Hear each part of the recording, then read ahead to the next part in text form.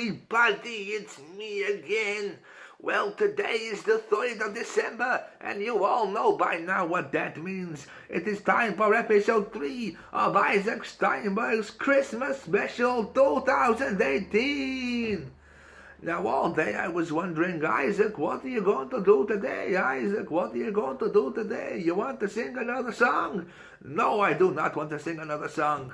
Today I am going to tell you the history of one of my favorite parts of Christmas of all time, the Christmas tree. That is right, I have looked back and I have done the history lessons and I now know the history of the Christmas tree. So that is what I'm going to do for you today. I hope you all like it. It took me quite a while to learn everything and get everything sorted and do the fancy little pictures for you. So I really do hope you enjoy it. Well, without further ado, let's get into episode 3. Okay, everybody. So the evergreen trees have traditionally been used to celebrate winter festivals for thousands of years. Pagans used to decorate their homes with them during the winter solace, as it made them think of the spring to come. Also, as they were the only tree to survive the harsh winter, the family saw them as a symbol of continued life. How cool is that? Now, in the early 1500s, the practice of decorating the evergreen was still alive and well in northern Germany and other parts of Europe. Apples were hung as an early form of ornament, along with nuts and other things. Now, it is believed that Martin Luther was walking home when he looked up at the stars. Mesmerized by their beauty, he went home and placed candles on his tree to recreate the scene for his family. That was nice of him, wasn't it? I like a good sparkly Christmas tree. A century later, across the Atlantic Ocean, German settlers in Pennsylvania introduced the Christmas tree to the Americans, but it did not go well for them, I can tell you that. I can tell you that right now. I can tell you that it was met with harsh criticism by the New England Pilgrims, and English statesman Oliver Cromwell preached against the heathen tradition of carols, decorating evergreens, and any joyous activities that desecrated the sacred event of Christmas. In 1959, the General Court of Massachusetts enacted a law, the celebration of Christmas that was not church service illegal, and people were fined up to 5 shillings for hanging decorations.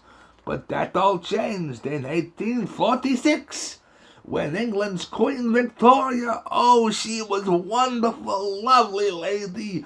England's Queen Victoria married Prince Albert of Germany. With Albert's arrival in England, the tradition of the Christmas tree came with him.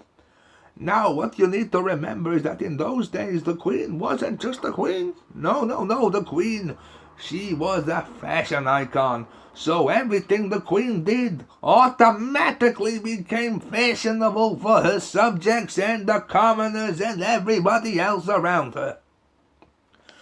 So after a print was published of her and her family in front of their decorated fir tree, Christmas trees became all the rage across the world, and people started making their own ornaments for their trees.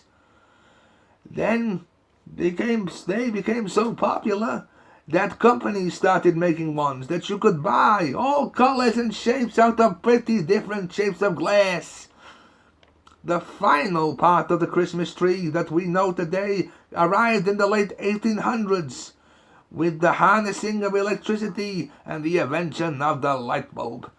Electric lights were a lot more convenient for the tree, as they lasted longer and there was less risk of your tree catching fire and burning down your house. I can imagine that it really ruined your Christmas, waking up one morning to find out that your presents and your entire house was on fire just because you put a candle on your tree to make it look pretty. I imagine it would be quite devastating. The Christmas tree, as we know it, had finally arrived, and that is the Christmas tree that we have today, with all the fancy ornaments and the tinsel and the star at the top of the tree and all the fancy twinkling lights. Oh, isn't it wonderful? Okay guys, well that was video number 3. I hope you enjoyed watching it as much as I personally enjoyed making it. I had a lot of fun making this video, putting the pictures all together and then the voice recording, and I learned a lot of things that I did not know before about the Christmas tree itself. So I really hope you enjoyed watching it as much as I enjoyed making it.